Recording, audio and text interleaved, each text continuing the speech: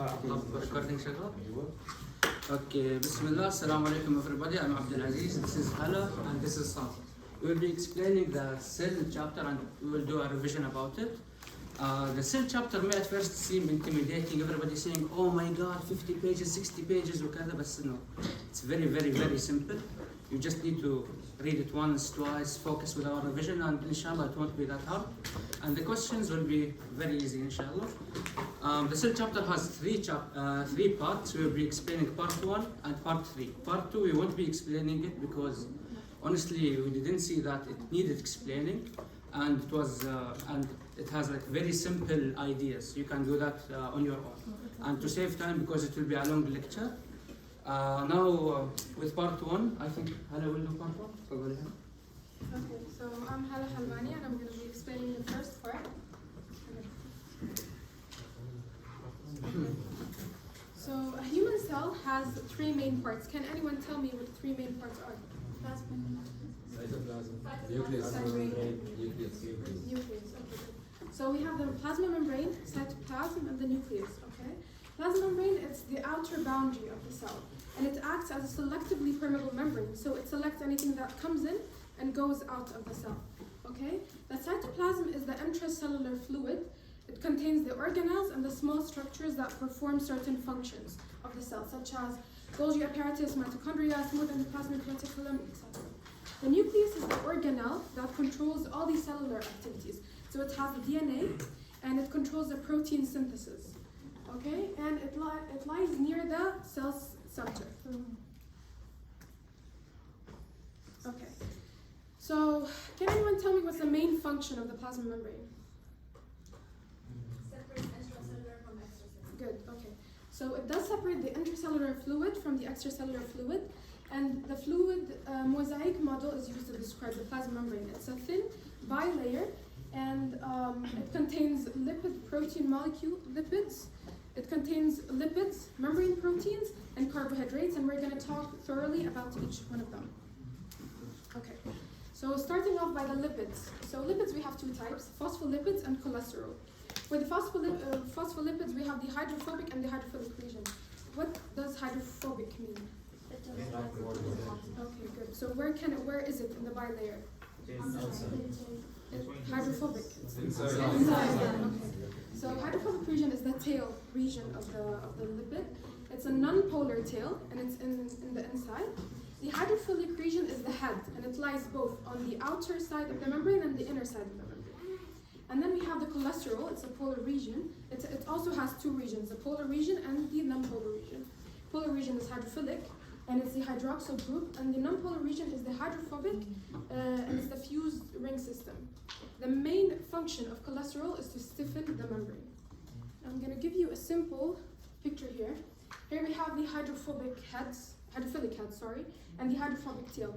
And then this is the cholesterol. Okay, so this is the hydroxyl group, OH, the hydrophilic, and then these are the rings, hydrophobic rings. For the membrane proteins, we have 2, integral and peripheral. So from the name, integral protein is embedded in the membrane. Okay, so some are protruding from one face, but they're mostly like transmembrane, so they span the whole membrane. Okay, it's from the hydrophobic and the hydrophilic region. Now, what are the functions of integral proteins? Anyone can tell me? Carrier proteins. Okay, they could be carrier proteins. Okay, so the transport. Receptors. What? Receptor. Okay. To allow ions to pass through the membrane, which cannot diffuse to the plasma membrane. Okay, good. So this is transport enzymes. Good. So as you said, it could be used as a transport. So the function could be transport, so either carrier or channel. It could be enzymes or receptors for either hormones or chemical messengers. Okay. For the peripheral proteins, they're not embedded in the lipid bilayer, so they could either have a hydrophobic region that attaches them to the membrane, or they're attached loosely to the integral membrane itself. And I'm going to show you in the picture. Now, okay, it includes a network of filaments that helps support the membrane from its cytoplasmic side, and some of the functions are either enzymes, or they could be motor proteins that involved in mechanical function. So this could either be when the cell is dividing, so through cell division, or muscle contraction. And they could also be used to link cells together. Okay, so this is also a simple picture I've got. What is this? Can anyone tell me? Integral. So what's the function? Channel protein. Good.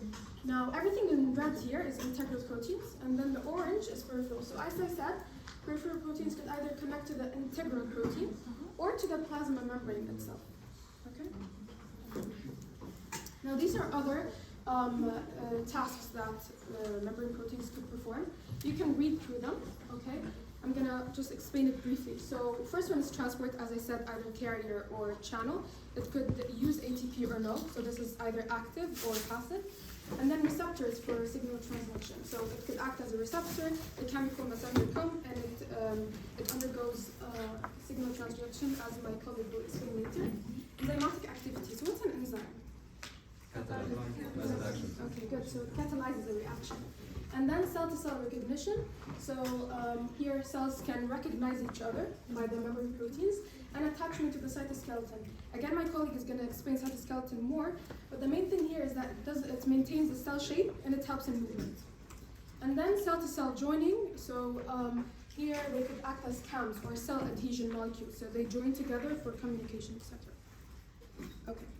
Next thing is carbohydrates. So carbohydrates could either be attached to lipids. So what is this? Like lipids. And if to proteins, So glycocalyx, it consists of fuzzy, sticky, carbohydrate-rich area at the cell surface, and it's created by the sugars of glycolipids and glycoproteins. And it provides an identity marker, so it's like an ID. You know, when you go to the security, you give them an ID, okay? And this helps in the immune system, which leads us to the homeostatic imbalance. Now, some cancerous cells, they could change their glycocalyx to avoid destruction, so that it can be recognized as self rather than foreign. Okay? So this is an image I got from the book. It summarizes everything. You can look at it to like visually link all of them together. This is also a table. After studying, just benefit from these tables. Try going through them. It can link everything and understand. It can help you to understand. Okay. And then cell junctions. Now for these cell junctions, we have three. What are they? So for these in the questions, you have to look for keywords. Keywords are very important. So for tight junctions, impermeable junctions, yes. So everything that I've highlighted in green, in these, they could be keywords that could be used in the question. Okay. So in tight junctions, we have series of integral proteins that fuse together like a zipper. Zipper is also a keyword that could be used. It forms continuous seals around the cell, and it prevents any molecules from passing from one cell to another. So one example could be the epithelial cells lining the digestive system, because you don't want the digestive enzymes and the microorganisms from going from the small intestine to the bloodstream. Okay?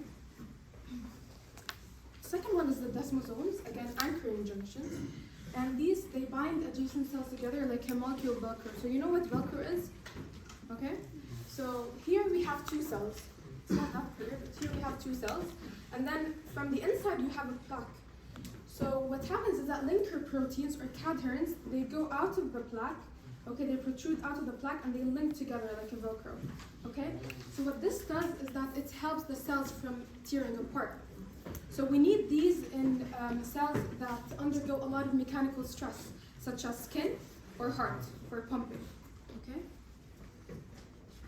And then gap junctions, communicating junctions, because they allow ions and simple sugars and small molecules to pass from one cell to another through the connexons.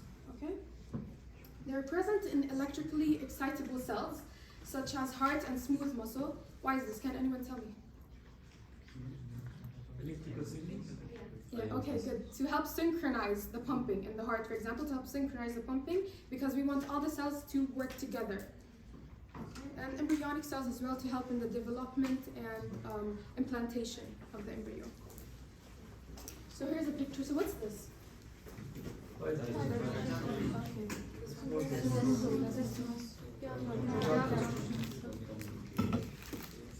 Okay, so types of transport. What are the two types of transport? So passive, no energy. High to low. What are examples of passive? Diffusion, selective diffusion, osmosis. For active, That's good. okay, so I'm going to be explaining passive, all right? So passive, the first one is simple diffusion. So this one where small nonpolar molecules, they go directly through the plasma membrane, such as gases, steroid hormones, or fatty acids. Now what, the main thing that determines how easily these are diffused is either the size or the polarity, so the lipid solubility. So the higher the lipid solubility, the easier it goes, and the smaller the size, the easier it goes. Now, can water pass through the plasma?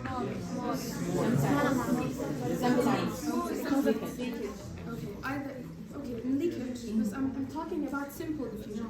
So small amounts it can, because although it is polar, but in small amounts it can, because the size is very small and it can easily pass.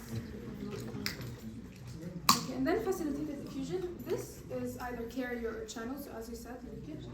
So carrier mediated facilitated diffusion is polar molecules, sugars and amino acids that are too large to pass through the membrane. And then channel proteins, they transport ions or water. We have two types, gated and leakage. For leakage, it's always open.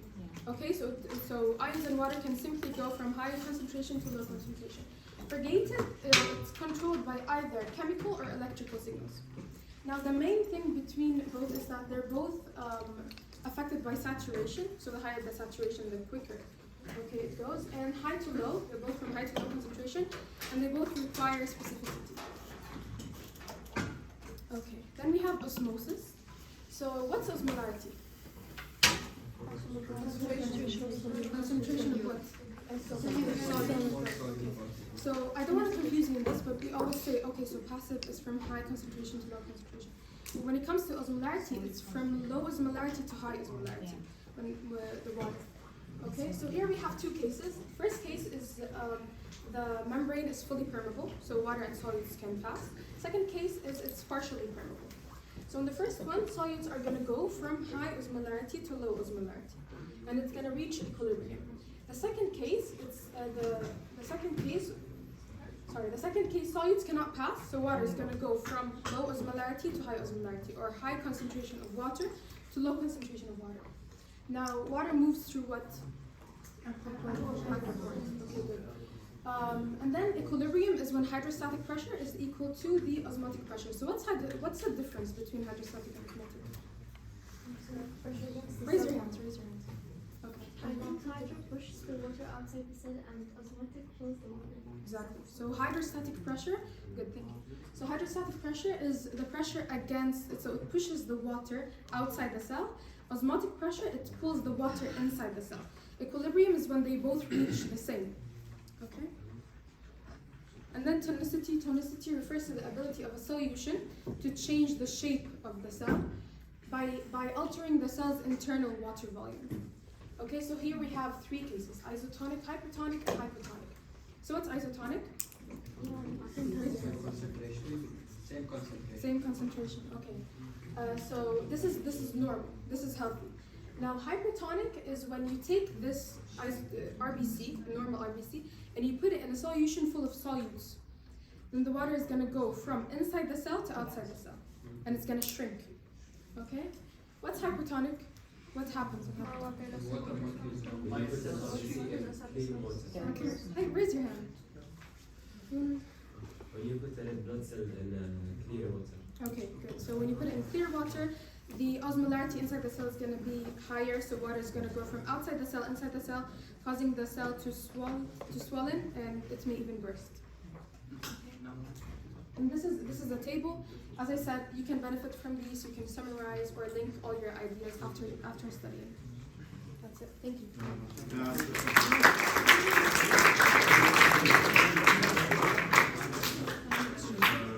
Osmotic pressure results from because water wants to go into the bloodstream, right? Why do we have hydrostatic pressure. Hydrostatic pressure is pulls the water outside. And what we have, we know that osmotic pressure is because Excuse me, guys, can you listen to his question? Your colleague's question? osmotic pressure is because water wants to enter, right? That's why we have osmotic pressure. Okay. But why do we have hydrostatic pressure? It's basically the same idea because if we have a lot of solids outside, okay, if we have a lot of solids outside the bloodstream, water is going to go from high concentration of water to low osmolarity to high osmolarity. It's going to cause edema, swelling. Okay. Okay? So basically it's also an osmotic pressure with an anti-osmotic pressure. Yeah, it's an opposite and equal reaction. Solutes cause both osmotic pressure and hydrostatic pressure. Yes. Where the solution needs to push in, okay, that's the opposite reaction to the osmotic pressure. So hydrostatic pressure is basically also related to water. Yes, exactly. Both of them are the same concept, opposites of each other. Also, you will take more about this in Bio 2, blood vessel chapter. Go ahead. Will we be talking about filtration? Filtration. We can actually take filtration. We don't have this semester of filtration. There is one question and a question bank about filtration, right? We will address this question after she. Yeah, excuse me. What were you saying? There is a high concentration of solids that the water will run out, right? So like, If high concentration of solids so outside there the will cell. be less concentration of water, so they will run out. Yes, and the cell is going to shrink. Also, guys, focus. I would like to give you one tip or one hint that helped me last year with a question. Here in the hypotonic solution, we had a question about hypotonic. If you put the cell inside the hypotonic solution, what will happen to it? Expand, shrink, remain the same. So, my friend taught me a trick. It's not really a trick, but we see here hypo. Okay. Hypo here, we have an O, تمام? So when you go in the exam and you want to write it, HYP and then O, a large O because the cell will be enlarged. تمام تمام. وصلت؟ فخلاص if you know the hypo you will know the hyper and the isotonic صح ولا لا؟ اوكي شباب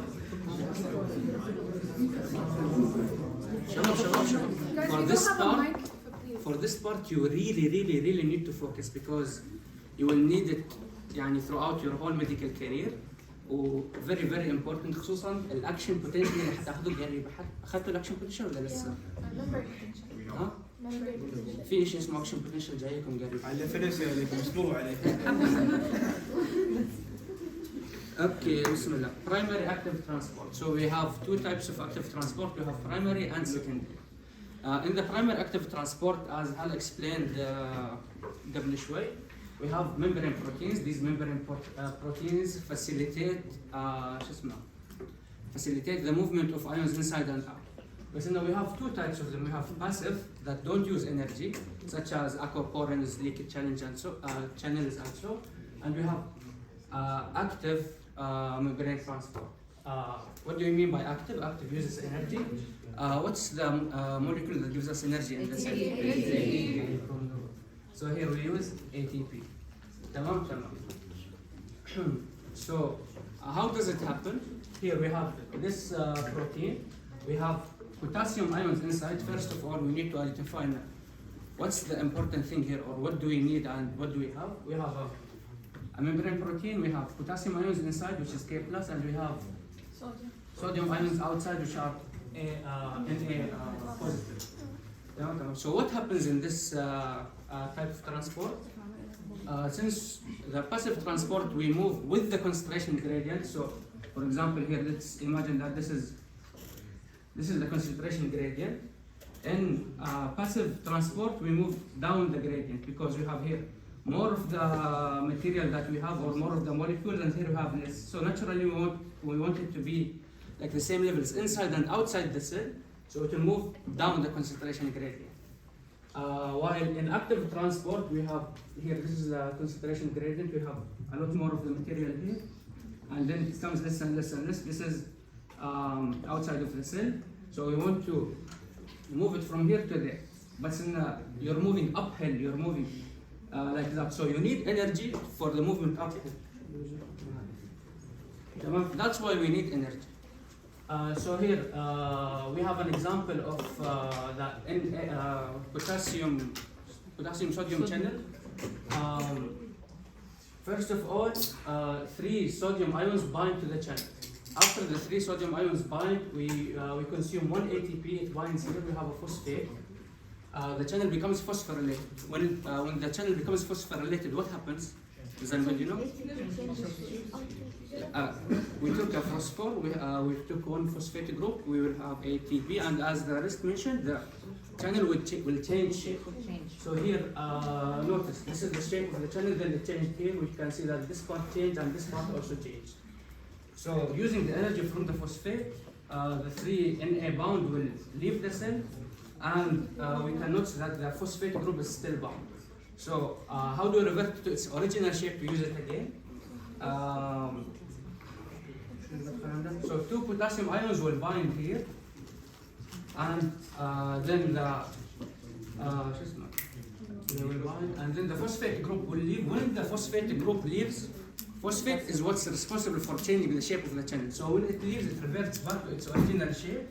So it closes, and the 2 potassium ions leave, and we have more potassium inside and more Na outside. How many sodium ions moved outside of the cell? 3. And how many potassium ions moved inside the cell? 2. So 3 and 2. What are the charges of those? They're both positive. But if we want to take المحصلة تبعهم, we have a total of 1 positive going inside or outside. Yeah. So the cell inside will be more negative. Keep this in mind because we will need it بعد شوي. Can I ask a question first? يعني في الطبيعي inside of the cell potassium is more, and outside of the cell Na, and then Na moves from inside to outside, and potassium moves from outside to inside. Yes, I believe so. We will cover that بعد شوي.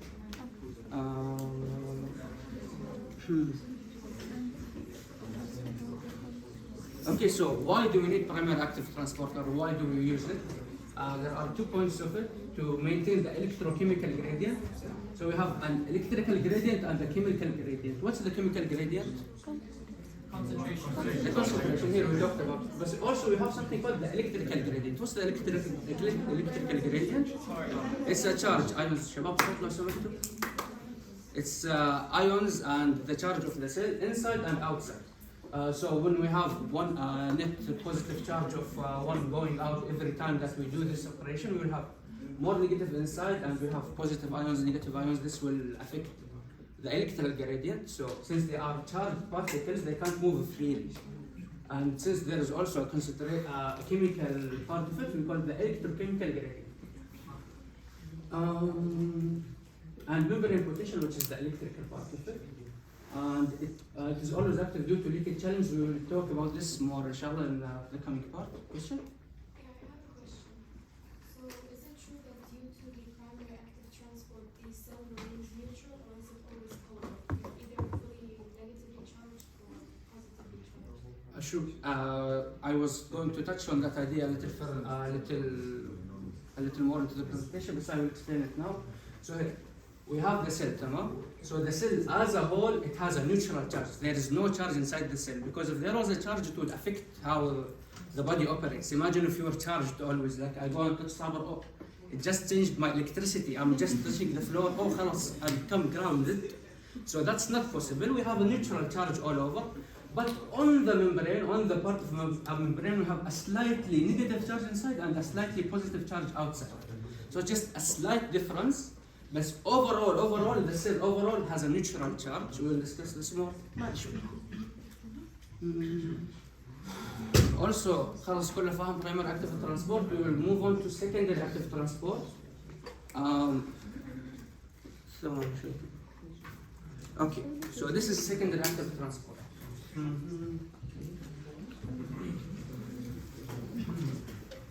Okay, so for secondary active transport, why is it called secondary? Because it's relying on the primary. Secondary needs the primary. Why does it need it? Because as we just discussed, we have movement of ions inside and movement of ions outside. We have a positive or a difference in the electrochemical gradient because we move chemicals outside and we change the polarity or the charge of the membrane. So what do we use that for? So we just pumped Na outside of the cell, صح? So now we have a lot more Na outside of the cell. Now naturally, due to the chemical gradient, since we have less Na here, there is literally no Na in this picture, it will want to naturally go back into inside the cell. So we can use this thing to our advantage. If we pumped it outside and it wants to go back in again, we can use that to facilitate the movement of something else, facilitate the movement of another molecule. This is why it's called secondary active transport. So we have now Na outside of the cell due to primary active transport. We have special channels called co-transporters, I believe. And what are these channels used for? We have, for example, any molecule outside of the cell. Here we are using glucose as an example. So the Na wants to naturally go back inside. It will go through this channel, and as it is going through this channel, a glucose molecule will follow it inside and connect to the channel with it. And as the Na is moving with its electrochemical gradient, so it's using no energy in this actual transport. We're not actually using any ATPs. We are actually also transporting glucose inside. So for example, you're in a parking garage, and the person in front of you paid to leave the garage, you don't want to pay. For example, in JBR, المهم, as his gate is opening, you go inside with it, or you go outside with it. So you just gained free parking for literally nothing. We have multiple types of proteins. We have uniport, which is like the liquid channel. We discussed that قبل شوي. Symport, which is Na and glucose, and antiport. There was one example in the book. Did anybody read it? اوكي تمام. في كثير حكي عم ينقال، بس المهم انه we have H plus. What's H plus used for in the body? Why is it needed? Acidity and basicity. The more H plus we have, the pH will go up, down. اللي هو مش مهم التفاصيل. So the primary transport isn't an example for anti-transport?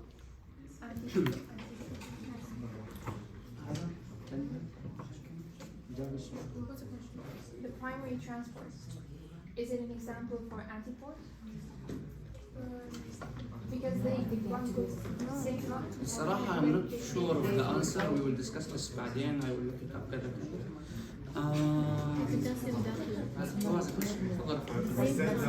شباب صوت لو سمحت. We said that the primary transport was for the purpose of achieving the membrane potential, right? Which is the normal condition which all the ions should be moving in order to achieve it. Why after the sodium goes out, okay, and membrane potential is achieved, why will they, the sodium ions, want to go back to change the potential, which is the normal condition? We have electrical gradient and the chemical gradient. Yes.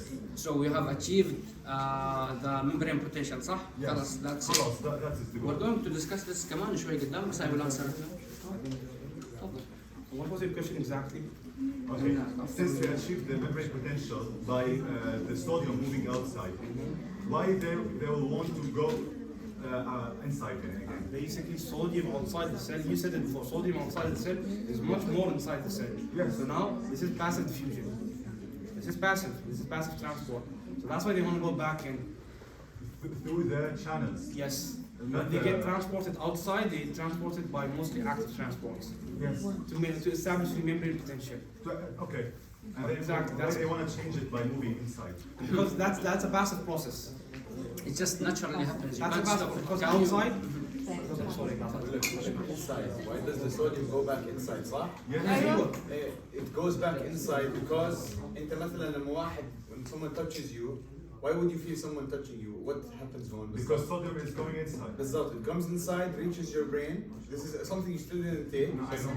بس إنه يدخل الصوديوم لجوا is something that is يعني it comes after an effect. Yes. حلو؟ Yes. The normal is ايه؟ شو العادة؟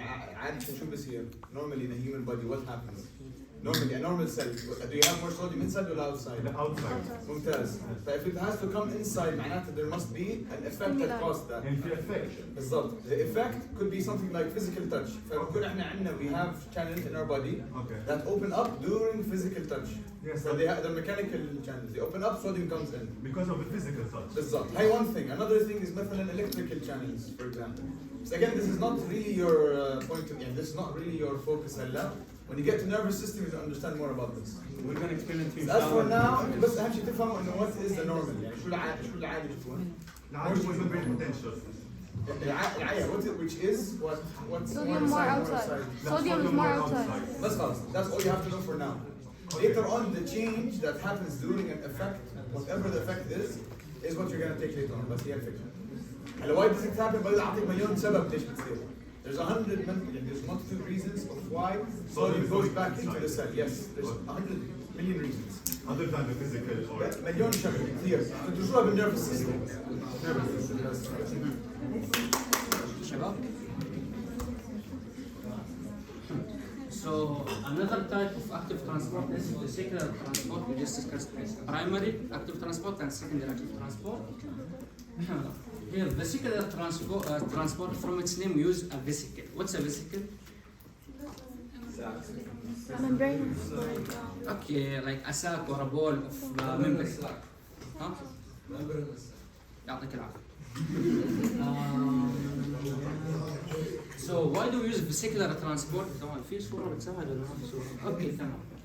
So here we have a vesicle. تمام. So if you notice, membrane proteins or membrane channels, they just move small chemicals. They move an ion, maybe إذا كثير بدهم يجتهدوا a glucose molecule كثر الله خيره. But here in a vesicle, it's a large thing. It's a sac or a ball of it's a ball that can be used to transport molecules inside and outside of the cell. So we have two types of vesicular transport. We have exocytosis and endocytosis. What's endocytosis? What's exocytosis? دارسين ما شاء الله عليهم. ما عارف حقهم قاعد يصير مراجعة. المهم it happens through multiple steps. حبة خطوة we will go through them. So first of all we have a coated bit of like the membrane. It has proteins on it. These proteins can discuss it. Come on, شوي. So after the molecules or the materials that you want go inside this sac or this bit, it detaches. It becomes a vesicle here. The proteins detaches and goes back to the membrane to be recycled and reused. Nothing goes to waste.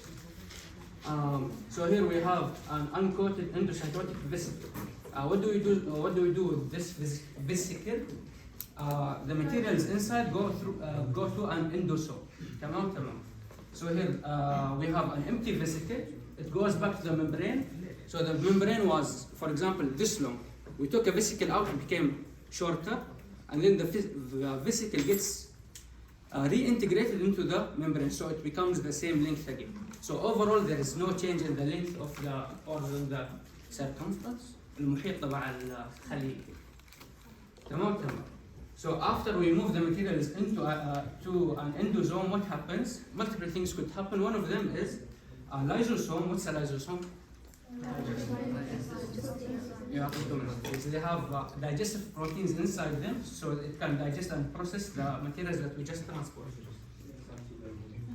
Or another option that could happen, instead of it joining in with the lysosome, it could be exocytosis outside of the cell. This is used in trans something ناسي بس إنه transcytosis goes across the cell. صح يعطيك العافية. بس يعني that's it for endocytosis. Very simple idea. What's the third option?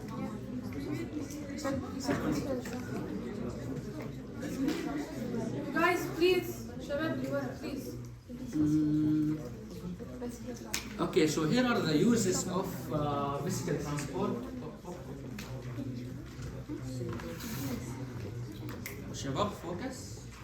So here, number one is phagocytosis. What's phagocytosis? So we have a cell that's specialized in eating bacteria. يعطيك العافية والله. المهم, we have a cell specialized in eating bacteria or antigens or anything that's foreign to the body. What it does is it uses phagocytosis. So the cell is called a phagocyte. What does phago mean? It means to eat. So the cell uses this physical transport to bind a bacteria or a foreign object. It goes inside the cell, binds with the lysosome, خلاص, it dies. That's the first use of it, and it was mentioned in the book, and we got a question actually about it. Phagocytes move by what type of motion? Upward motion. How does it occur? Google it. So here, another thing is pinocytosis. What's pinocytosis? So the cell takes a small sample of the extracellular fluid that's around. It transports it inside, and this could be used for multiple things. For example, seeing what's outside the cell. What should we do? Is there a change in certain concentration of ions? This could, for example, be used in hormone-producing glands. The hormone-producing gland sees maybe there is extra glucose outside. So if this was, for example, the pancreas, what would it do? It would increase the production of insulin.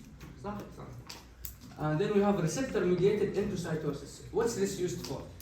So here we have receptors inside the pit or the vesicle.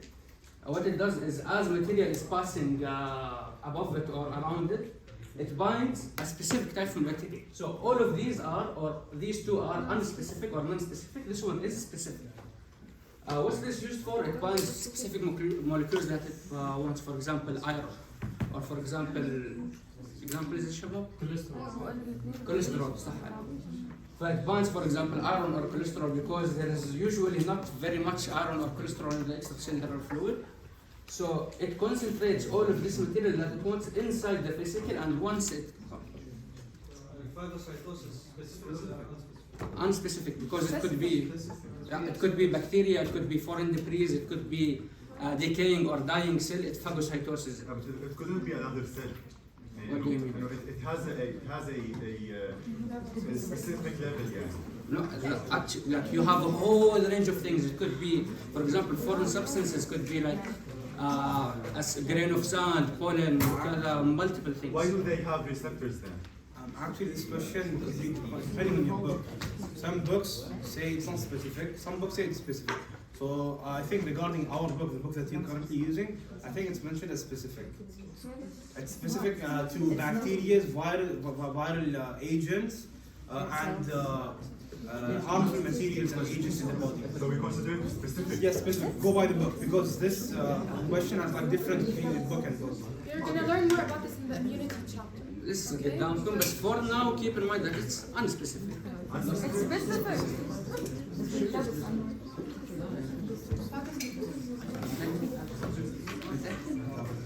And your book is specific. Just go by your book. افتحوا الكتاب وترى انا مش يعني الانسان المهم نرجع نكمل. اخر واحده اللي هي receptor mediated endocytosis. We want a specific type of material, iron, LDL, HDL, whatever it is. We concentrate it here and then we take it inside the cell to fill its needs. حلو. So this is exocytosis when we move things outside of the cell. Very, very simple. So here, for example, we have a vesicle inside the cell. We need to move material out. Whatever the material is that or molecules that we want to move out. For example, it could be a hormone, or could be waste that we want to move outside of the cell. So how does it occur? We have a vesicle here. We have a snare. It's called a V snare. What does V stand for? V stands for vesicle.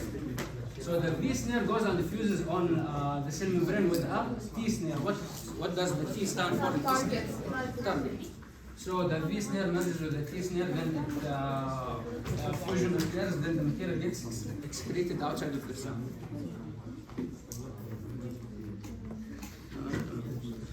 So Shabab, everybody should focus on this part. Can you open the please?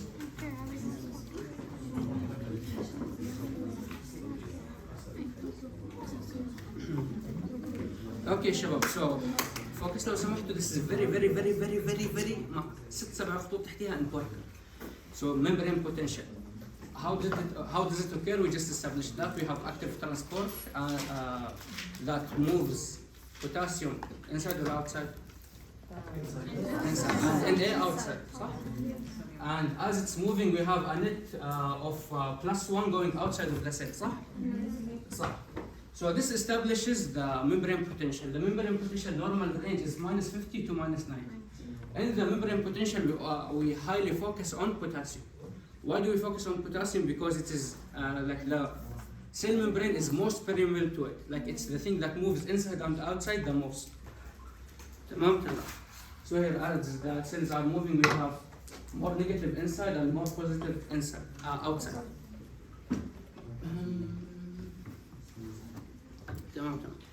So we have multiple things that we need to keep in mind. We have mainly potassium and anions.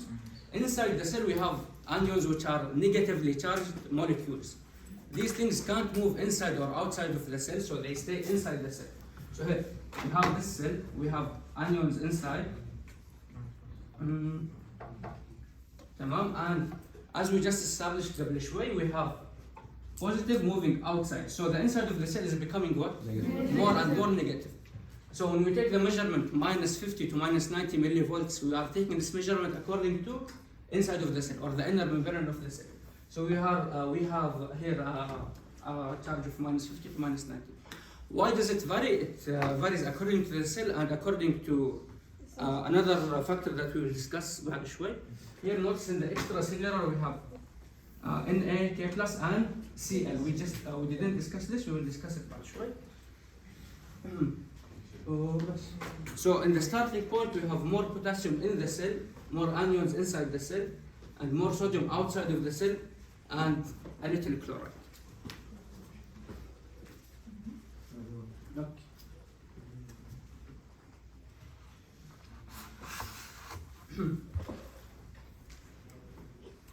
Okay, so here we have potassium ions moving outside of the cell using potassium leakage shuttles.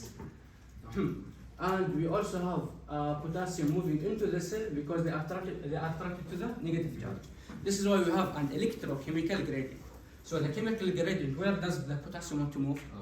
Outside, because there is this concentration outside. But according to the electrical gradient, where does it want to move? Inside. Because it has a positive charge and inside is a negative charge. So we want to establish an equilibrium between these two. So this equilibrium usually occurs at -90 millivolts. Why does it vary? بعد شوي we'll discuss.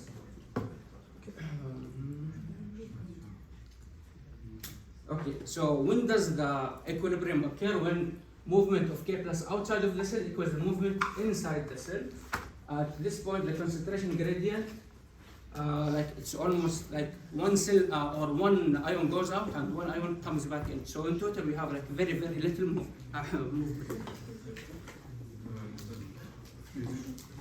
Okay, so here, why was it -90 millivolts? What is this?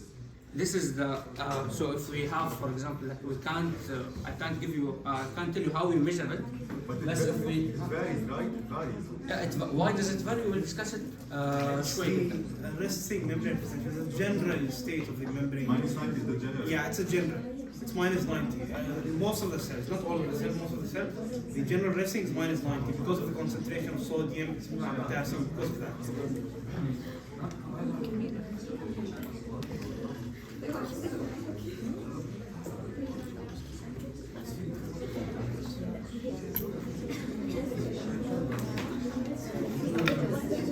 Okay, so why does it vary? Guys, we have we have many ions and like charged particles in the cell, one of them being a chloride.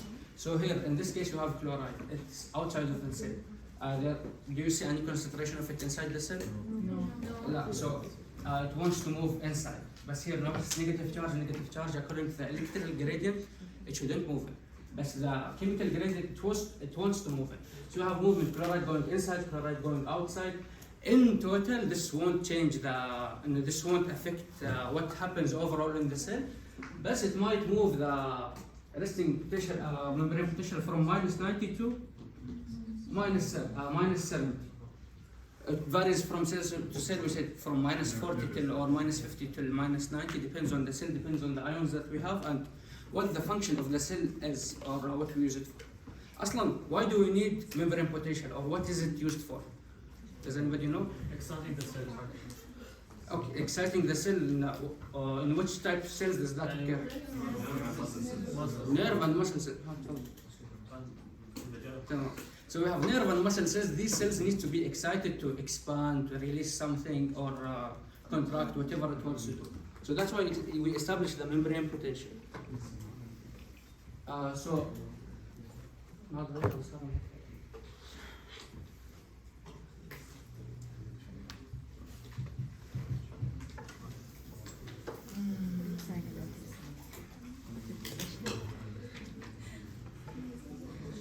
Technical difficulties.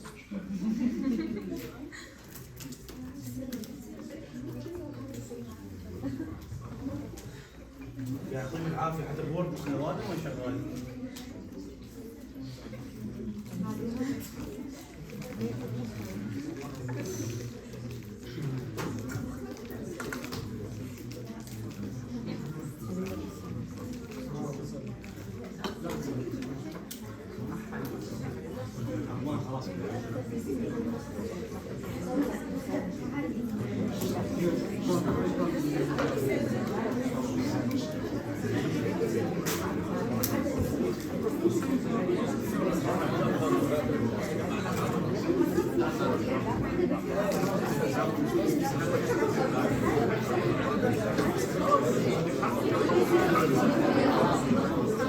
Guys, I just want to tell you, after we finish the revision, we're going to allow you to ask your questions and clear misconceptions or anything.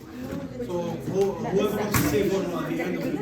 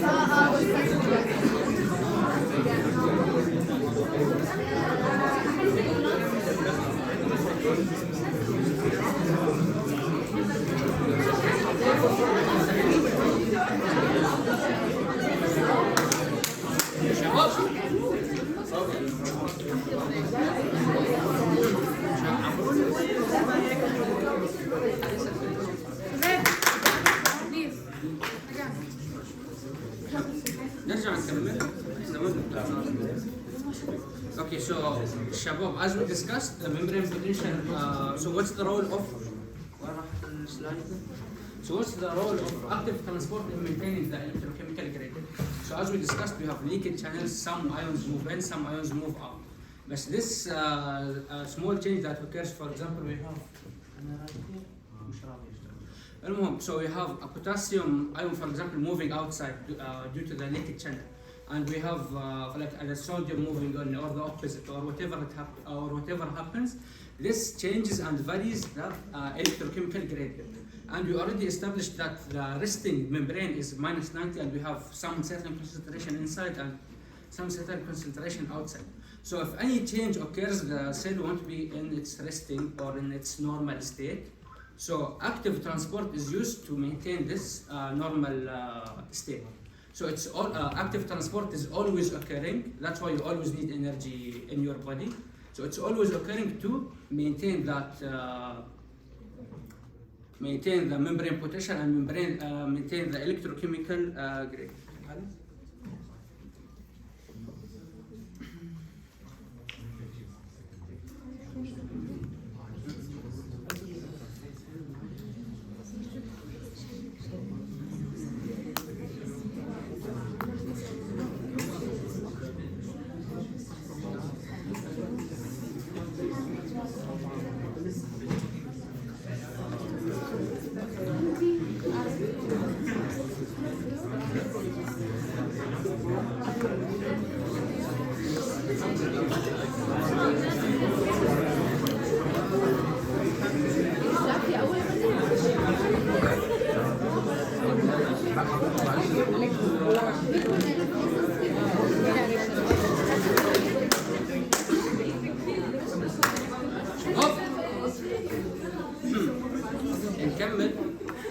So cell adhesion molecule.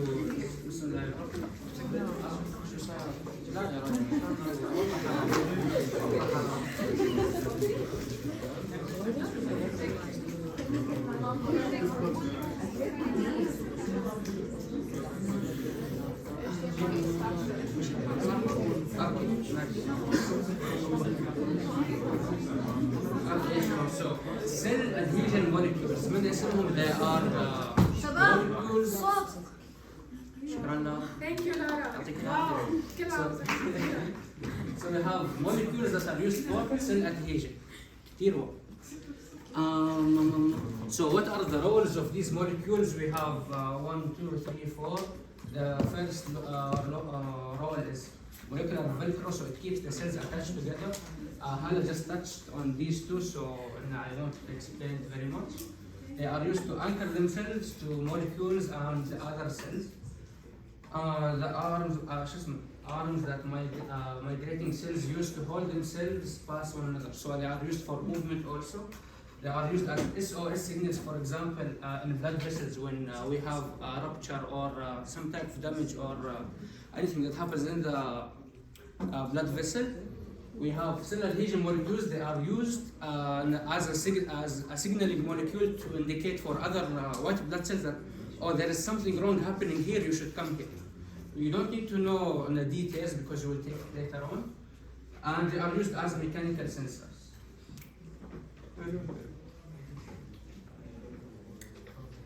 So we have plasma membrane receptors. There are multiple things in plasma membrane receptors, our multiple uses. The first thing is contact signaling. So what's contact signaling? From its name, the two cells come in contact with each other to communicate with each other and to signal to each other. So we have chemical signaling. What's chemical signaling? It's when we use a chemical to send a signal to the cell. The chemical could be released from another cell, or it could, for example, it could be some sort of medicine. So here we have a receptor on the cell, a ligand, a chemical ligand attaches to the receptor. The ligand could be either a neurotransmitter, a hormone, or paracrines. Did you take paracrines or not? You will take it soon, but no, paracrines are, they work like hormones, but they have a very, very, very short or a very, very, very small range. So this cell releases a paracrine, the other cell next to it receives it. It's like a hormone which is released from, for example, the pituitary gland, and is received in another cell down in the body. So these chemical signals, they do multiple things. For example, activate enzymes. For example, are used for muscle and nerve activation. And they could be used for opening or closing ion channels. Details مش كتير مهمة الصراحة. So we have another type of signaling method. It's G protein coupled receptors. They act in a different way. So we have so here focus because this will also be حيظل معاكم لآخر حياته. So here we have a G protein. It's called the secondary messenger system because it uses two messengers. First, we have a chemical ligand. It binds to the G protein. The G protein has so this is the receptor. It has this G protein bound to it. The G protein has a GTP attached. When the ligand comes here, we use one GTP. The GTP is bound here. What's GTP used for? It's like ATP. It's used for energy. So what do we use this energy for? We use it for the movement of the G protein across to the effector protein. So for all the reactions where we need energy, we use ATP, but for the G protein, we use GTP. Yes. That's the only exception. Yes. And you will have more exceptions. حلو. So this G protein. So this G protein, it moves from the receptor. It activates the effector. The effector is an enzyme. It here activates the secondary messenger. The secondary messenger, we have two examples in the book. We have cyclic AMP and we have calcium. We will focus on cyclic AMP because it's the example that you will use most in your career, inshallah.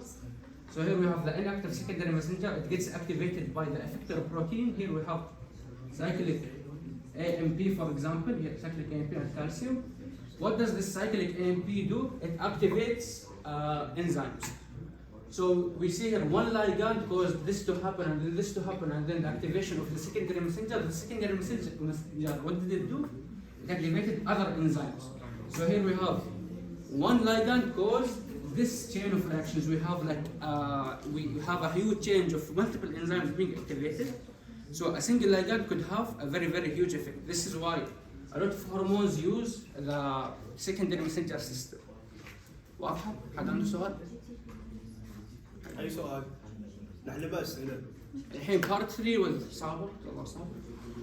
So good evening, good morning, good afternoon, everyone. Seems like you're a bit tired. This is the final part, inshallah. It's going to be done by me. It's a cute part, inshallah. Let me just erase this. It's a cute part, inshallah. So let's basically start.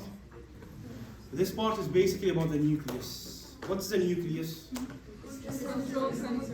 It's a brain of the cell. صح ولا لا؟ صح يعطيه العافية وين شغال.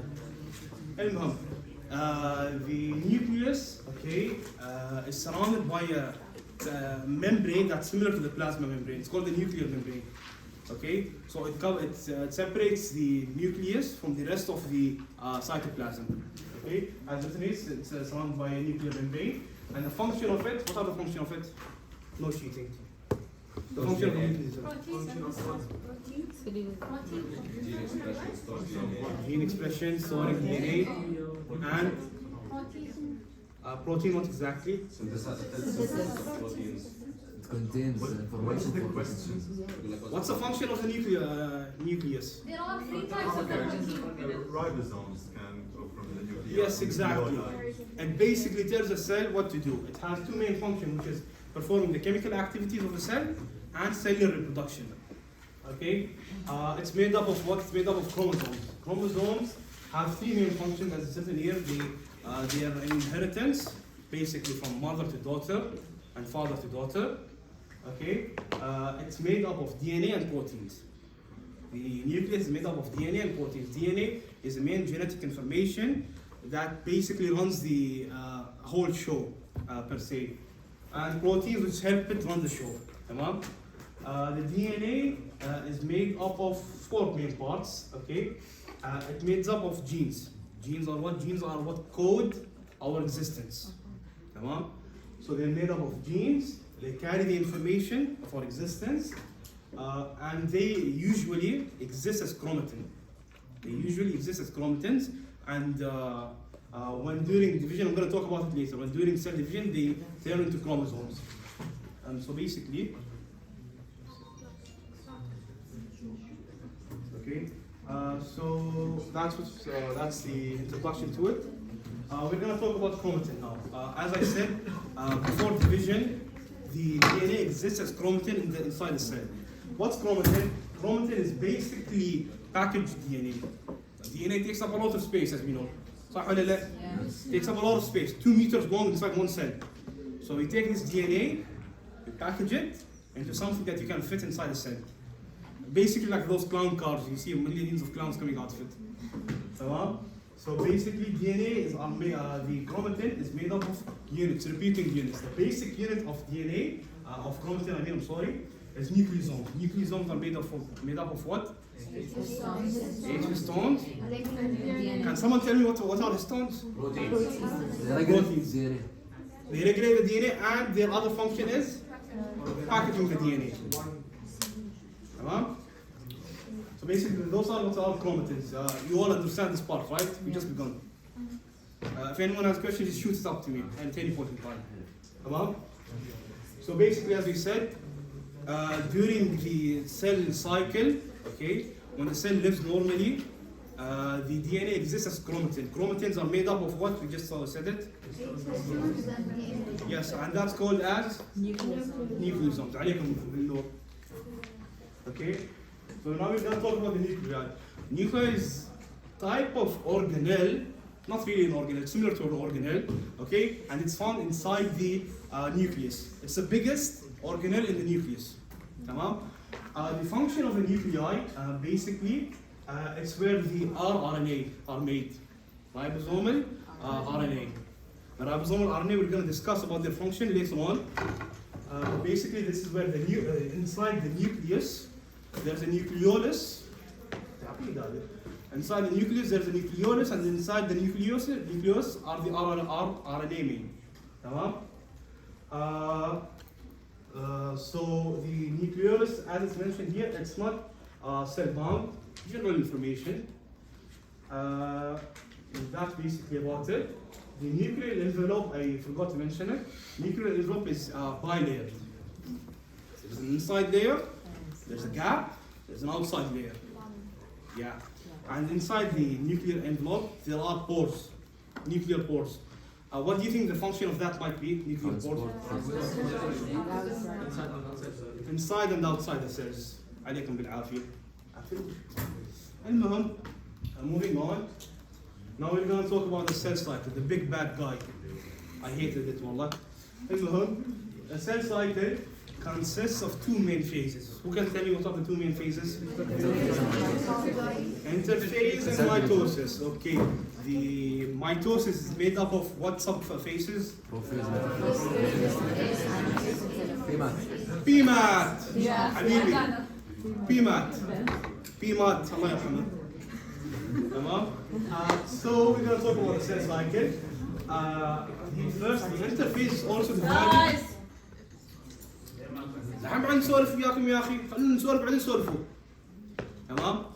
The interface is also divided into 3 phases. Which are G1, S, G2. Okay, the G1 phase is the phase which the cell lives its life most of the time. Then the S phase is the replication of what? It's DNA replication. The G2 phase is basically housework, check up, okay. Now inside interface we have what? We have 2 checkpoints. Okay, no, it's actually, wait. Yeah, 2 checkpoints during the interface, which are G0, G2. The G0 checkpoint is a bit special. Yeah, G0. The G1 is also called the G0 checkpoint. I'm sorry for the confusion. It's when the cell stops dividing, yeah. It's a bit special, the G1 checkpoint is a bit special. Some cells stop dividing, they don't divide at all. An example of that might be red? No, not red blood cells. Red blood cells ما عندهم أصلاً nervous system and cardiac muscles. So these cells get arrested at the G0 phase or the G1 phase permanently. So when they get arrested at the G1 phase permanently, it's called the G0 phase. Okay? The G1 checkpoint checks for what? It checks for DNA replication. DNA replication. You sure? What? Checks for damage. It checks for three things. Growth. Protein. It checks if the cell's damaged. What? No, it's not that. The G1 cells, the G1 basically when the cell lives its life, it becomes fat. It eats up a lot. So the G1 checkpoint checks how much the cell has grown, if the protein existing inside it are enough. It basically checks the size and the content and the proteins and the organelles inside it. Are they enough for division or no? Okay? Then you go into the S phase. S phase is where the DNA synthesis happens. S for synthesis. When the S phase, the DNA synthesis happen. G2 phase basically means the final checkups. The G2 checkpoint checks for what? DNA replication. The accuracy of the DNA replication. Okay. If the DNA isn't, if it's replicated in the not correct fashion, it corrects it. If it doesn't get corrected, يقول حق السل انتحر. تمام. So this is what basically is written here. At the first phase, it's metabolically active. So it grows, it eats, it excretes. It does what the cells do normally. And the S phase, DNA is replicated, as I said. And the G2 phase, the centriole replication ends. Okay, it doesn't stop. The centriole replication starts at the end of the G1 phase. Okay, keep that in mind. The centriole replication starts at the end of the G1 phase, at the very end of it. The centriole replication. Centriole, okay? It starts at the very end of the G1 phase and it ends at the G2 phase. تمام؟ proteins and enzymes replicate وهذا وخلاص فالحين هي تعود الأخ وخلاص. It's big enough. Now it's starting to go to mitosis, the mitotic phase. The mitotic phase, as we all mentioned, it's made up of what? Protophase, metaphase, anaphase, telophase. This is, we talked about DNA replication. This is basically how DNA replication happens. DNA replication happens in 3 steps, which are? Okay. Okay. Termination. So basically, initiation happens when the DNA, like a zipper, opens up. بعطيكم هاي الشنطة. When the zipper opens up, okay? المهم, when the zipper opens up, تمام? This happens to what? It happens because of the helicase enzyme. The helicase enzyme opens the 2 strands and separates them for the DNA polymerase to come inside and start replicating it. It breaks the hydrogen bonds. The synthesis of the new strand. Okay, let me just ask you a question. Synthesis of DNA, it's said conservative or semi-conservative? Why is it semi-conservative? Yeah, it's half old, half new. Half old, half new. Okay, that's why it's semi-conservative.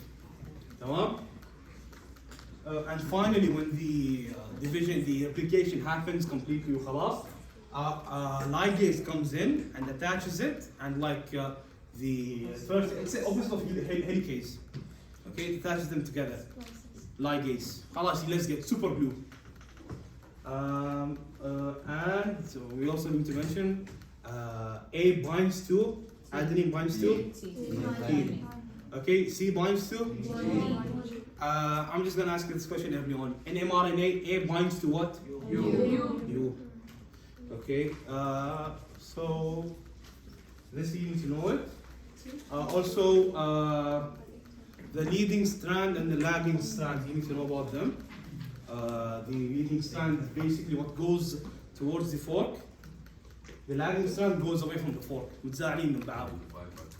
تمام؟ And we say it's semi-conservative because one strand is old, one strand is new.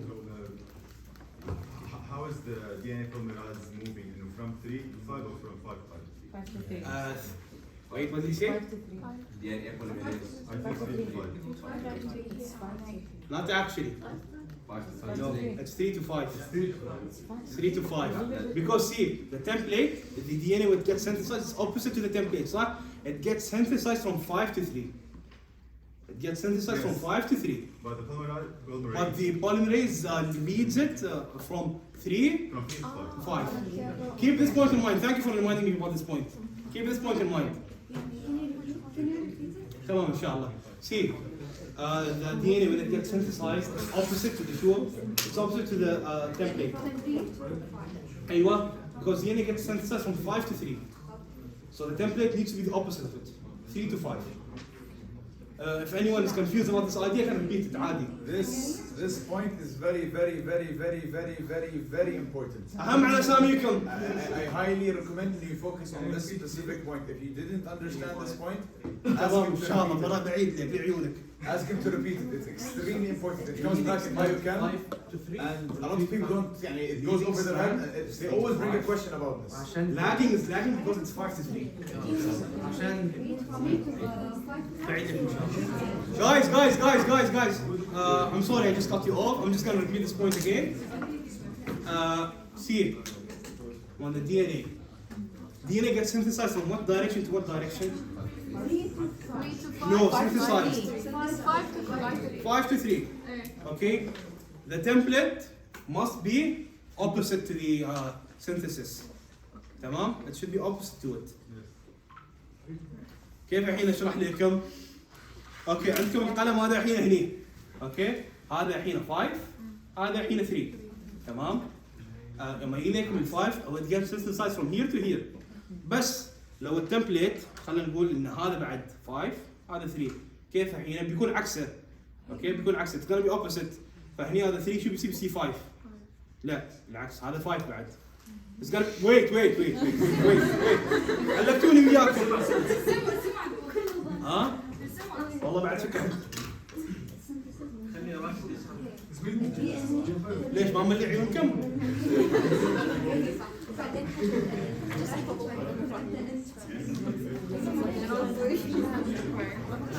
This is 3. This is 5. Prime. تمام؟ حلوين لنا الحين. The DNA needs to be synthesized from 5 to 3. 5 to 3. حلوين. فإذا التمبليت 5 to 3 والسynthesized بعد 5 to 3 هل بيضبط؟ لازم يكون عكس بعض.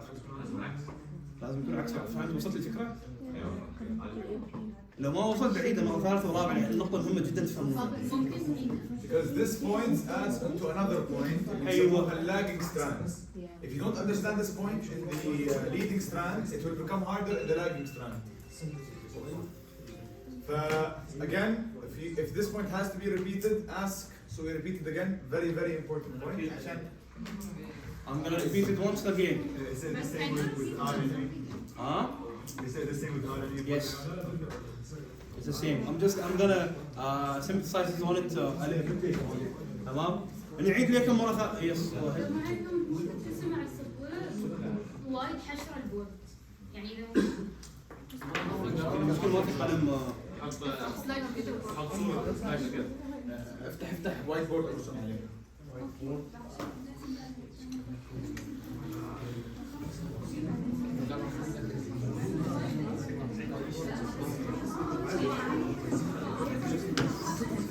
تمام ركزوا وياي يا شباب.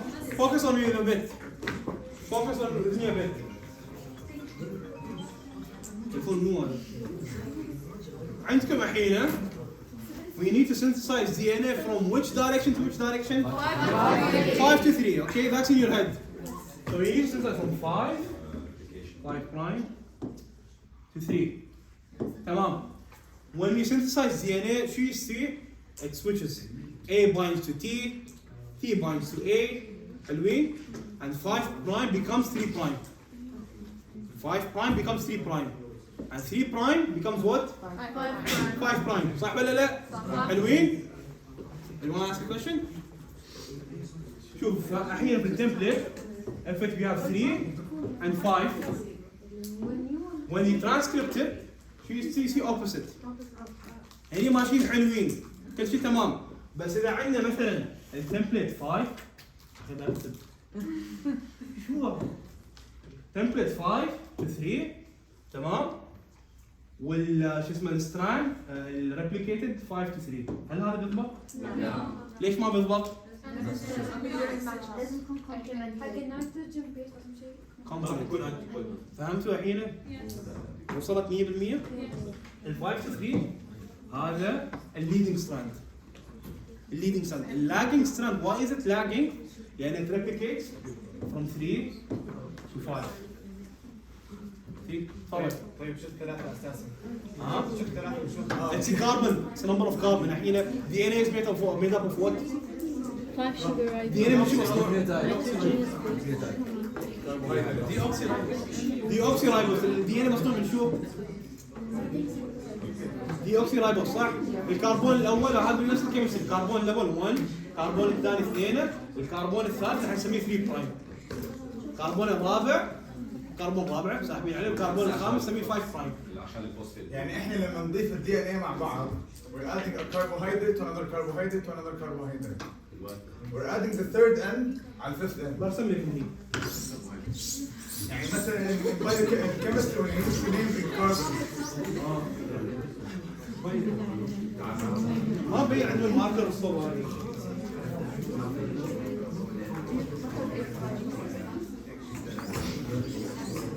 الحين برسم لكم الدي ان اي بس عشان سؤال بينكم.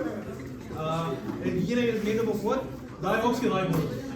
هذا هو الدايوكسي رايبوز. والدايوكسي رايبوز هذا كاربون نمبر 1، كاربون نمبر 2، كاربون نمبر 3، كاربون نمبر 4، كاربون نمبر 5. حلوين؟ الكاربون هذا نحن نسميه 3 برايم. هذا بتاخذون اكثر عنه بالباي كيمستري and why is it important. Okay, this is for just general knowledge. الكربون الخامس نحن نسميه 5 prime. These two are important replication لأن the enzymes can only read these parts. This is extra information. الفكرة وصلت شباب؟ بنات؟ You're all good with it? Any questions about it? We can go back.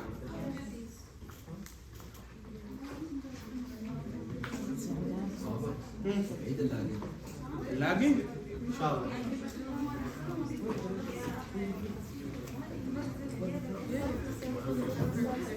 الحين عندك اللاجنج تمام؟ اللاجنج synthesized from 3 to 5 عكسه زين؟ فالحين لما نحن you can't synthesize from 3 to 5 you need to synthesize from 5 to 3 تمام؟ chemistry synthesize 1 part 5 1 part 3 that's it off. Here synthesize again 5 3 5 3 it can't be continuous. That's why it lags behind. ايوه واحد لواحد تمام؟ فكرة؟ طولنا عليكم شباب اسفين.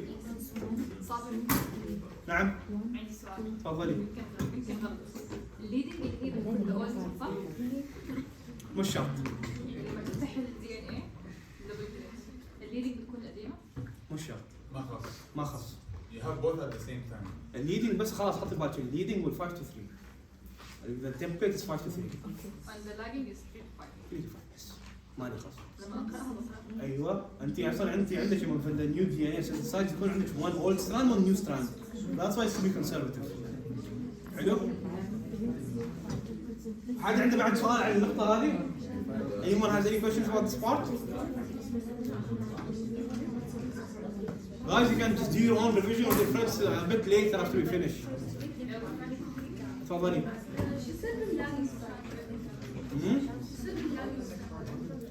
هذا بعدين شو اسمه بتاخذون البايو كيمستري بيسكلي it gets replicated يكون في بينهم فراغات، في انزيم ثالث فيه ويسكر فراغات في الانزيم بس. هو الاوكوزاكي فراجمنت بس هذا بعدين تاخذون بايو كيمستري. خذيتوهم؟ كاسم بس تاخذونه مع حينه. هذا بعدين ركزوا فيه حين ما تتعبون راسكم بالموضوع. تمام؟ But we basically described everything here. Moving on forward. Now these are the mitotic phases. الميتوتيك phases في قصة قصيرة حزينة ستريت. قصة قصيرة حزينة. أول شيء بالانترفيس كانوا عائلة فرحة جدا. الانترفيس they were a happy family. They were growing bigger. They were growing closer. Okay. you're having kids, tamam? Then mitosis happened. Okay? 4 stages of breakup, as I call it. The 4 stages of breakup of family ruling. Tamam? In stage 1, protophase. Protophase is divided into 2 stages. Early protophase and late protophase. And early protophase, what happens? The chromatin, as we said before, the DNA exists as chromatin during the regular cell life. The chromatin becomes a chromosome. It condenses, becomes a chromosome. Tamam? So it becomes easier for it to be divided and replicated. It becomes a chromosome. That's what's the first thing happened. The chromatin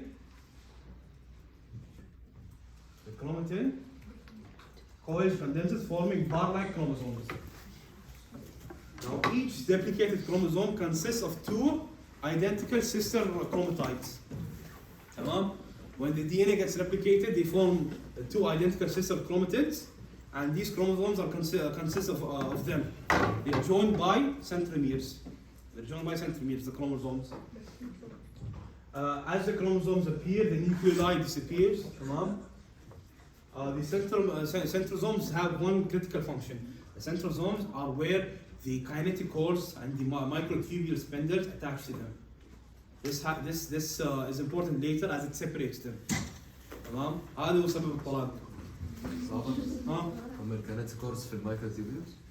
الكينيتيكورز هم المايكروتيبيولز. تمام؟ فالحين this is the early protophase. The later protophase, you see the nuclear envelope breaks down. بيتهم يتكسر. تمام؟ The nuclear envelope breaks down. تمام؟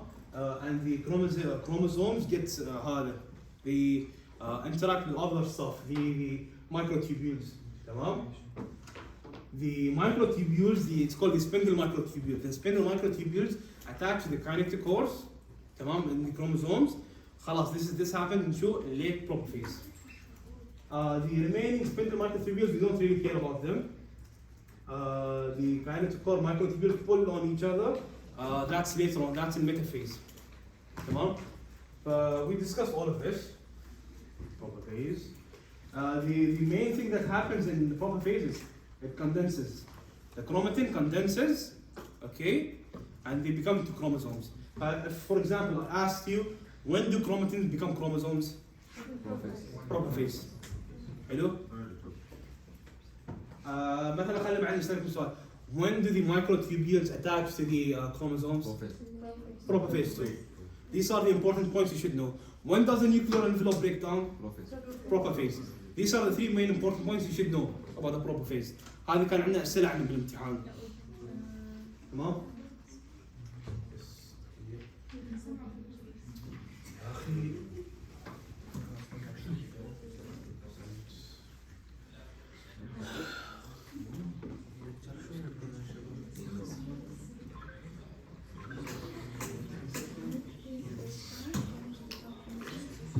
Now we have the metaphase. After the late protophase, what happens? The metaphase. The metaphase, the chromosomes by the microtubules attached to their kinetochores ينشدوا خلاص. الحين a daughter goes with her mother and the daughter goes with her father. ينفصلوا. خلاص الحين البيت مشحون. ينفصلوا and they attach in the middle. تمام؟ As it's mentioned here, the 2 centrosomes are at opposite poles. Okay, the chromosome cluster align at the midline. Okay, كل واحد الحين he chooses to his father or mother. تمام؟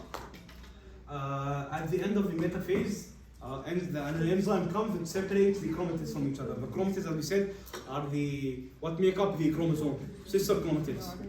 تمام؟ Is this clear for everyone? Does anyone have questions? Any questions at all? So basically, in my metaphase, you should know the important point to know is that the metaphase is when the chromosomes are aligned at the equator. I have another question that came for us. When is the chromosome most visible?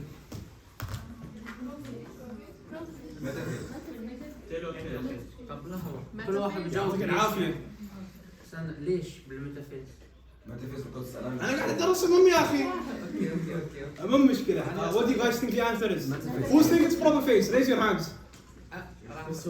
ها؟ When is the chromosome most visible? Who thinks it's metaphase? Raise their hand. Who thinks it's protophase? ما حد. ما في حماس، ما في اكشن. اللي قال ميتافيز طيب ليش؟ يعني في فكرة صح ولكن في جواب. Why isn't it proper phase? أنا بسألك سؤال. Why isn't it proper phase? Proper phase is when they start to condense. عمي أبو كبش داش واحد اثنين اللي هو جاوب. لأن الميتافيز they're all aligned on the metaphase plate, so it's easier to count. يعطيك العافية. والله شوف ما عندنا هدايا نعطيك إياه، بس تقول خلاص أعطيتك هدية. ايش اسمه؟ خير ها؟ فالمهم this question came to us actually. Many people thought it was proper phase. Because in the book it was written the proper phase is where it condenses. But in metaphase they're where they're most visible. I didn't understand why. See, in the proper phase they start condensing. Okay. Okay? But they're still not that visible. Okay? But in the metaphase they get aligned. They get aligned. So they get aligned and they get more dense together. They get aligned. الحين you see in the proper phase, the metaphase, الكروموسوم هذا كلهم they're aligned صح؟ So they become more visible if they are aligned? Yes. You can count them each one of them. It's not يعني مش كل واحدة لحالها.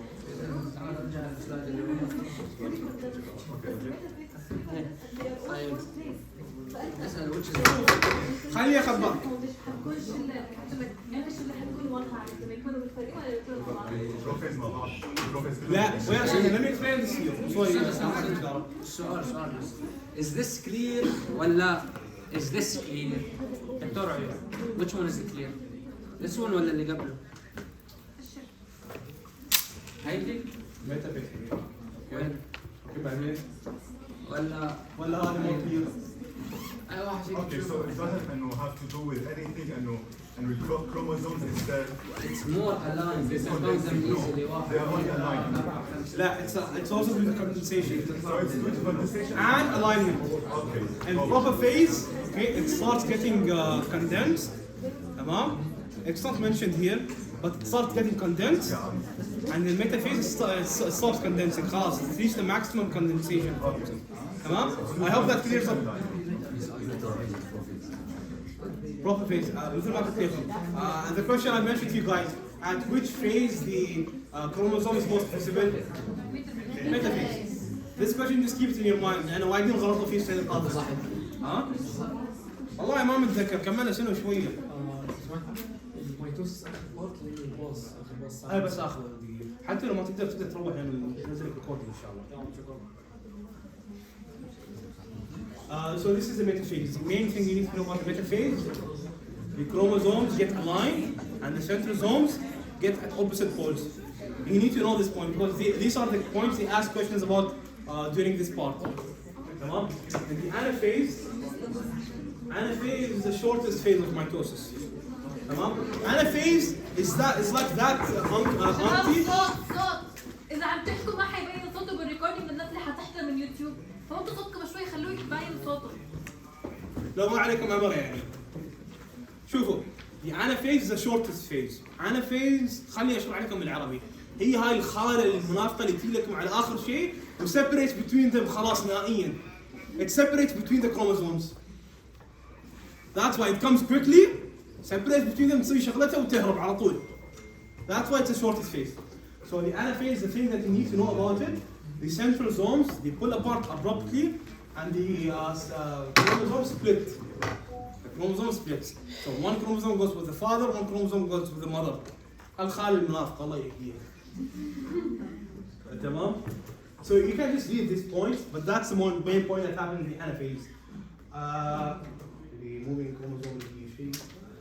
هذا كله كلام زيادة. The telophase. The telophase is the final phase of mitosis. Don't confuse the telophase of cytokinesis. Cytokinesis is not a part of telophase. Do you know what cytokinesis is? Yeah, and it's characterized by what? Cleavage failure. صح. In the telophase, what happens? It's basically the opposite of protophase. What happened in the protophase? What are the three main things that happen? Envelope disappears. Okay. Chromatin condenses. أيوة. Nuclear envelope disappears. Microtubules. أيوة. عليك بالنور. The exact opposite happens in the telophase. The nuclear envelope gets reassembled. Okay. And what happens next? تفضل حمزة. شو قلت انت وجهي؟ شو الأوبوزيت مال proper phase؟ Nuclear envelope disappears. Okay, it gets reassembled in the telophase بعد. Chromatin condenses and becomes chromosome. It decondenses, becomes chromatin again. Okay, بعد. Then the microtubules go back. Microtubules go back. That's what happens in the telophase. Tubules شو? Go back. They separate. كل واحد يصير ويا أهله. تمام؟ And the final thing that happens cytokinesis, as you guys mentioned, cytokinesis is characterized by what? By cleavage failure. Cleavage failure happens because of contractile rings outside the cell. So they basically كيف اشرح لكم؟ هو كذا يكون يصغر عليه بالنص. تمام؟ That's what characterizes the cytokinesis. And after cytokinesis, two cells are made. Two identical daughter cells are made. تمام؟ Guys, I don't think you took about meiosis, صح? You didn't take meiosis. Just general knowledge. Mitosis makes two identical daughter cells. Meiosis for non-identical daughter cells, haploids. That's the only thing you need to know. You didn't take about, so that's why I didn't mention. Go ahead. What is aster? What? Aster. It's the things Exactly. What is aster? Exactly. You mean this slide in the proper phase? Yes, we have it. Yes. Here it is the middle one. It's the mitotic spindle. The second diagram. The second one has asterisk. The second one اللي قبلها. لا ارجع عليها ارجع. هذه كانت السكند one. The second diagram. This slide? Yeah. الاسterisk. شوفوا الحين عندكم kinetochores are where microtubules get together inside the chromosome. When the microtubules get together outside of the chromosome, that's simple. You don't need to focus on this point too much. But we can see them in the telophase also, right? Are these considered as asters in the telophase? Nothing. Non-asters? They are asters, but they start getting disassembled here. Okay, but they are asters. They start getting disassembled. You don't need to pay too much attention. You don't need to focus on too much. The question we asked, the chromosomes are lined at the equator. Which phase it is? شو Chromosomes lined at the equator. Which phase it is? Metaphase. Hello. Chromosome condensed. Which phase? Proper phase. Hello. What's the shortest phase? الخالة الخبيثة. خلاص أنا بتعرف مخكم. تمام؟ The cells begin to uncoil. Which phase? The cells begin to uncoil. The cells. Huh? So the question is important in pedophile. Huh? Not the chromosome, the cells. Uncoil? Yeah, when cells begin to uncoil. It's worded in the wrong way. It should have been separate. Huh? Separate, yeah. When the cells are separate. It was worded in the wrong way. عندك ملاحظة شيء؟ عندك سؤال شيء؟ نعم؟ لا بس انه الكويل غير سبريت. ما انا قاعد اقول لك مكتوب طريقة غلط وعلما سامحونا على هذا. Nuclear envelope disappears at which phase? And gets reassembled at which phase? حلو.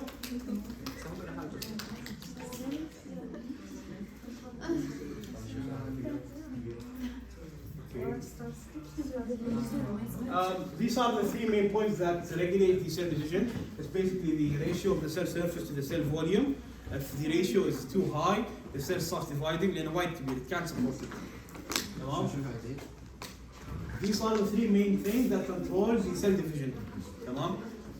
The cell surface area to cell volume. تمام؟ If the volume increases too much and the surface area doesn't increase, it can't accommodate it. تمام؟ فthe cells start dividing. تمام؟ Chemical signals such as growth factors, hormones, whatever. You're going to take this in depth a bit later. The availability of space, how much room is into the growth. Just imagine with me, skin cells are close to each other, صح? Yes. So they don't have much space to grow into each other. They touch each other. When they touch each other, that signals the cell to start dividing.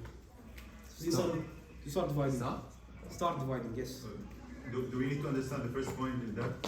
Because it's not. No, not really. Let's just read the bullet points. They're good. No. And how is the question can be on the ratio? It's just gonna ask you what comes towards cell division. It's gonna give you an options. Maybe it's gonna give you cell surface area to volume ratio. Okay. It's gonna give you مثلا amount of nutrients in the body. It's options like these, and you choose. Okay. That's it. It's gonna be very basic. هترجع للسؤال Choose one. to stop proliferating they begin to مو begin سامحنا. غلطنا. Scratch the last part when they start touching each other. They stop dividing and proliferating. They don't have place to divide. DNA to proteins. DNA to proteins is called what? What's the process name? Translation? Yes, it's called translation. DNA to proteins? Aywa. And the other process is called what? Transcription. Which is DNA to? Which type of RNA specifically? mRNA. No, mRNA. Same RNA, messenger. The mRNA, when it goes outside of the nucleus, it goes outside by what? Nuclear pores. What? If you have a question, just ask. Come on. So during translation, as we said before, RNA doesn't have T, doesn't have thymine, it has uracil in its place too.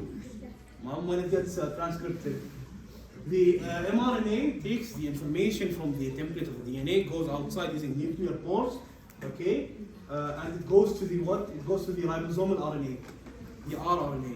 The ribosomal RNA is made up of the ribosomal RNAs that were made up inside the nucleus. Inside what? Nucleolus. صح عليك. تمام.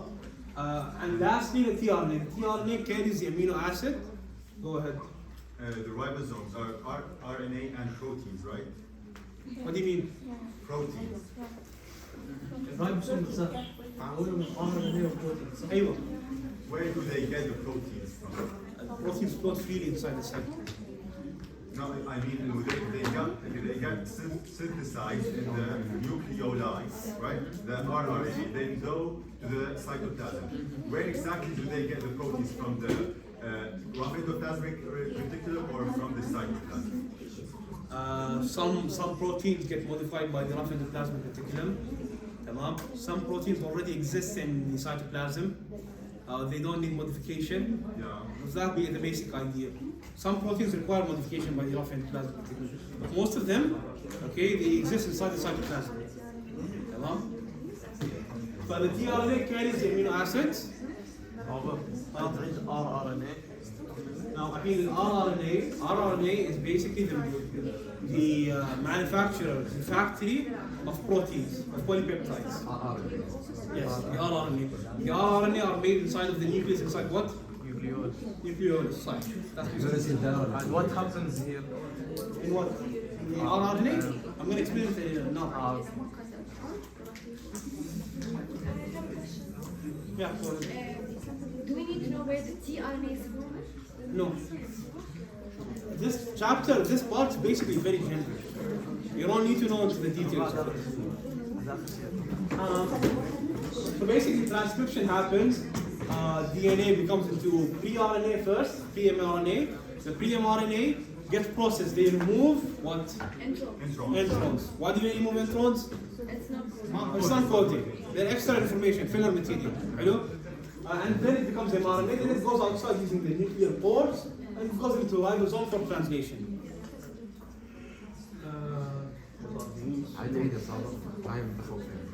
تمام.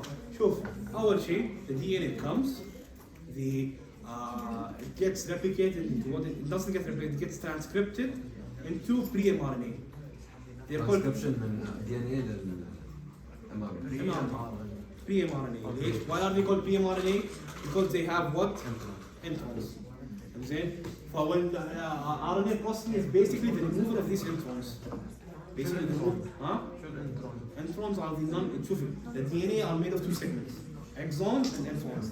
Introns are the non-coding segments, exons are the coding segments. فعشان انت يعني work with the DNA, you need to remove the introns.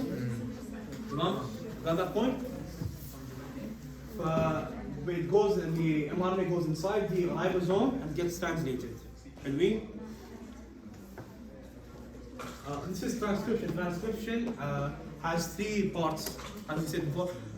It's basically like DNA synthesis. 3 parts, which are initiation, termination. Initiation, the RNA polymerase is basically the DNA polymerase or RNA. Comes inside, binds to the promoter, okay, and it separates them. It opens the helicase, tamam. And this is where the transcription starts. And everyone understand this point? Yes. Then it goes, it replicates, then it elongates. Elongates basically with the replication, the mRNA strand gets elongated. That's why it's called elongation. لا. The transcription happens during the normal cell life. بيجي normal cell life. DNA replication بالأس phase. أيوة. DNA replication بس بالأس phase. هذا مو جزء من replication. لا. هذا just to make proteins more proteins. Termination. Lastly, when the RNA polymerase goes into a certain area, the certain area has a certain code. The code is called the termination code. The termination code tells the RNA polymerase to stop replicating, to stop transcripting, وخلاص. This completes the RNA which comes outside of this these processing. It's the pre-mRNA. This is the pre. This is the pre. Anyway.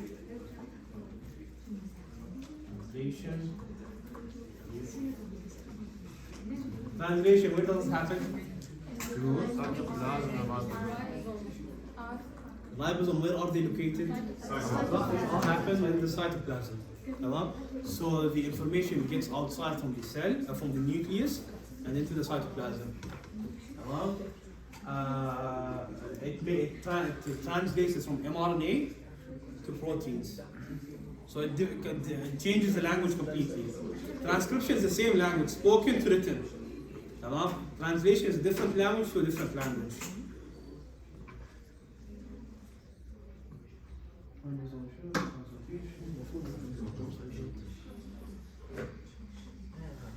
See, inside the transcription, same language, translation different languages.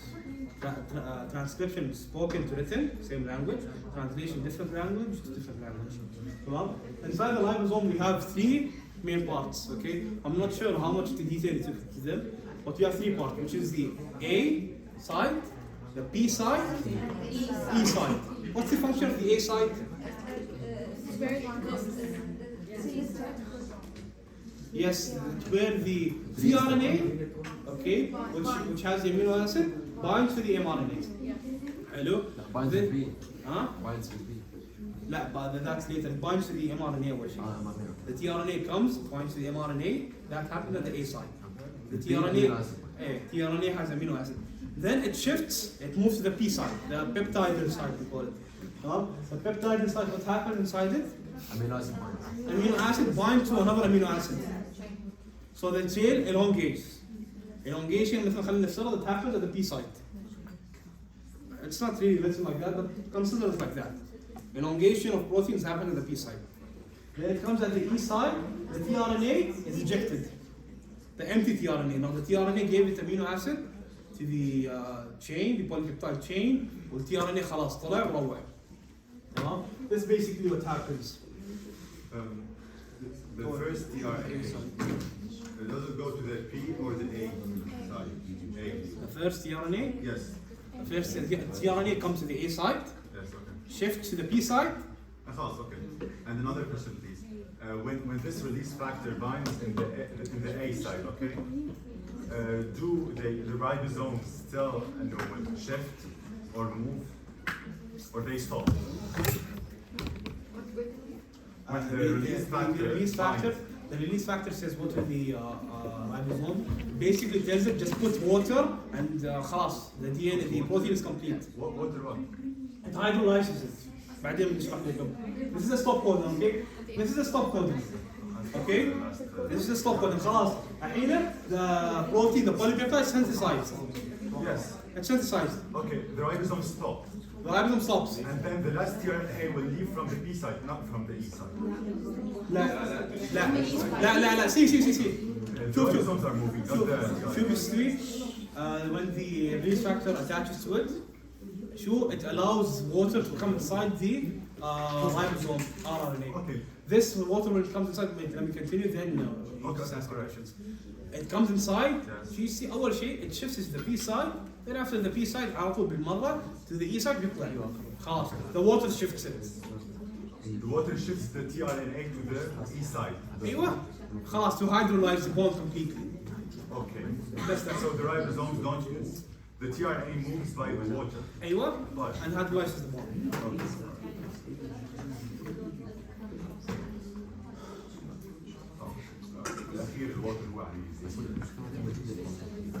This part might be a bit confusing. Okay, guys, we take about the coding strand and the non-coding strand. What's the coding strand? No, wait. The coding strand. Okay, did you take about the coding and template and non-template strand? Did you take about it? Coding, template strand, and non-template strand. I'm just telling you this as extra information. I'm not sure. Just like to make you ready if you have a question like this. What happens? The template, the coding strand is called the non-template strand. It's called the non-template strand. The templating strand is called the non-coding strand. عكس بعض. ليش؟ لأن شو اسمه non-coding doesn't code for the actual protein. It's just opposite to it. يعني when you transcript it from DNA to mRNA شو يصير؟ ينعكس مرة ثانية. وصلت الفكرة؟ لو عندكم سؤال مو مشكلة اشرحوا لنا. Can you repeat please? See, I'm just gonna write you an example, an actual example يكون أفضل. تمام؟ أنت عندك الكودينج ستراند. coding is A مثلا نفترض T نفترض كده. تمام؟ النون كودينج ستراند شو بيكون؟ T A تمام؟ This is the non-coding. The non-coding we also call it the template. عشان الام ار ان اي هيكون يو. ايوه ليش؟ لان اذا احنا حولنا هذا على الام ار ان اي it's not going to be the same information. فالحين خلينا نحول على الام ار ان اي شو بيصير؟ الام ار ان اي شو بيصير؟ اوكي اي يو صح؟ جي يو جي هذول الستارت كودون. AUG is the start codon. GUG. لا AUG is the start codon. That's the stop codons. انت لا تقول لك جوجل شوف لك الكتاب. when you stop كذا. بنبين لكم بعدين بخبركم بعدين. ف understand this point لان ممكن يسالوكم ما متاكد ممكن يسالوكم اسئله بالامتحان يقول لكم you have this template and the mRNA what does it become? You have this coding template, coding strand, what does it become in the mRNA? ايوه مرتين. ايوه.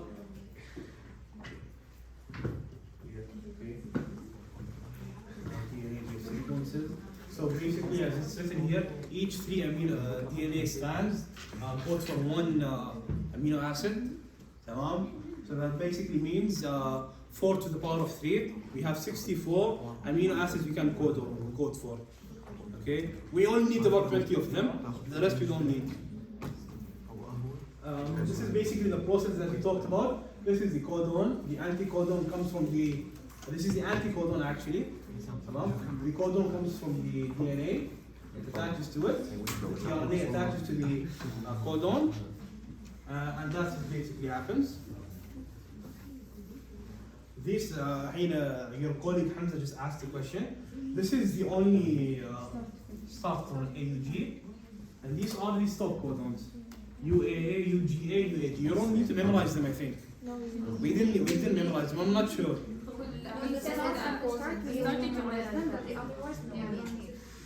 Yeah, okay. Just go by your doctor at this point. Sure, I بفضل stop. أيوه. AUG for. That's about it. Do you have any questions, guys? No, thank you. خلصت؟ مرة.